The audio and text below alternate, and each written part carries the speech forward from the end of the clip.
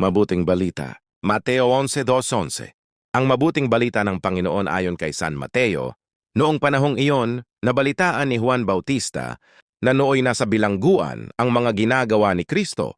Kaya't nagsugo si Juan ng kanyang mga alagad at ipinatanong sa kanya, "Kayo po ba ang ipinangakong paririto o maghihintay pa kami ng iba?" Sumagot si Jesus, "Bumalik kayo kay Juan at sabihin sa kanya ang inyong narinig at nakita, nakakikita ang mga bulag, nakalalakad ang mga pilay, gumagaling ang mga kitongin, nakaririnig ang mga bingi, muling nabubuhay ang mga patay, at ipinangangaral sa mga dukha ang mabuting balita. Mapalad ang taong hindi nag-aalinlangan sa akin." Pag-alis ng mga alagad ni Juan, nagsalita si Jesus sa mga tao tungkol kay Juan. "Bakit kayo lumabas sa ilang? Ano ang ibig ninyong makita? Isa bang tambo na inuugoy ng hangin? Ano nga ang ibig ninyong makita? Isang taong may maringal na kasuutan. Nanay naggarabid ng maringal ay nasa palasyo ng mga hari.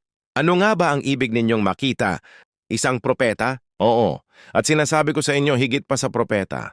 Sapagkat si Juan ang tinutukoy ng kasulatan, narito ang sugo ko na aking ipinadadalang mauuna sa iyo. Ihahanda niya ang iyong daraanan.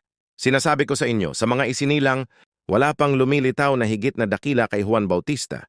Ngunit ang pinakaaba sa mga taong pinaghaharian ng Diyos at dakila kaysa kanya, ang mabuting balita ng Panginoon.